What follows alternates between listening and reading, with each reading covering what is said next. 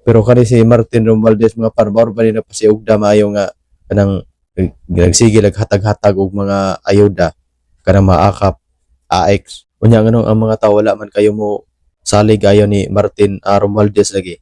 Ganong naa man gyapon nga to ni Sara nga nakakuha man gyapon og 34.9%. So mayong adlaw kanatong tanan ug welcome back sa atong channel. Ug daghan kayo salamat mga par sa inyong pagsuporta ug sa ako ang mga viewers nga wala pa naka-subscribe. Palihog ko og subscribe nga par kay para ma-update sad mo sa atong mga i-upload nga mga video reaction. So karon mga par bisan pa man sa ilang pagguko ni Sara gikan bisan pa man sila pag sa ilang pagpangdaot maayo ni Sara mga par. Pero si Sara maghapon ang naguna.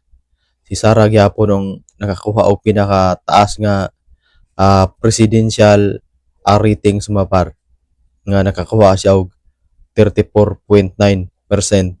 Unya gisunda ni Leni Robredo nga naay 13%.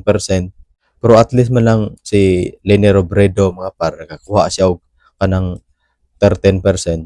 Kay wala may nasuko kayo ni Leni Robredo karon.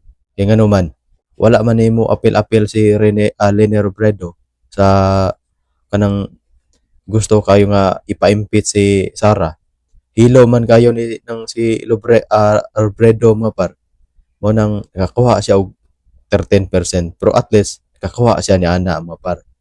Unya gisunda ni Rapi Tulfo nga naay 4% mga par ang trust ratings nga pagka-presidente sa 2028. Unya gisunda ni ng Reza Hontiveros mga par nga isog man kayo ni si Reza Hontiveros. Nakakuha si Reza Hontiveros og 2%. Imagino nimo mga para nga ang ilang gigukod mayo ang ilang dautan mayo nakakuha og 34.9% nga trust ratings. Ikumpara nimo sa kang Reza Hontiveros nga siya man ni ang isog kayo nga mugukod sa ni Sara. Nakakuha ra man siya 2%. Pero ang pinaka-worst mga par ang ang mastermind yun nga gusto nga ipa-impeach si Sara nga si Martin Romualdez nakakuha og 0.7%. Mora na nakuha ni Martin Romualdez mga par. Nakakuha siya 0.7% lang nga trust ratings. Pero kani si Martin Romualdez mga par mao ba ni napasiugda maayo nga kanang nagsige naghatag-hatag og mga ayuda kanang maakap AX. Unya nganong ang mga tawo wala man kayo mo salig ayo ni Martin Romualdez lagi. Ganong naa man gyapon nga to ni Sara nga nakakuha man gyapon og 34.9%. Munang ang mga Pilipino dili na masud sa ilang bulsa mga par. Kay nakasabot na maayo sila sa pagpanggukod maayo sa mga congressman nga to ni Sara. Kay kibaw ta mga par nga naay nagpaluyo ni ana nga nangambisyon nga mamahimo san nga presidente sa 2028. Nya si Sara kay nang dili mi mapugngan si Sara kay baka dagan mo ni sa 2028. Mo nang ilang pangitaan mayo paagi at least ba nga kung ma-impeach si Sara kanang sila diha nga nahabilin maka medyo maka kumbati sa sila og kanang diha. At least kani si Romualdez, si Leni Robredo dili na kayo sa laban sa yang kung sila'y mag-atbang si Reza Hontiveros at least ba nga maka kanang kumbati sila diha. Mao nang si Sara Duterte gusto kaayo nila nga ipa-impeach. Kay once good nga makadagan si Sara sa 2028, sure ball naman nga di gid sila kadaog. Prangka lang nga pagka-istorya mga par.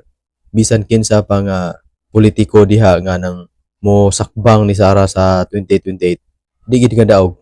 Prangka lang nga pagka-istorya mga par.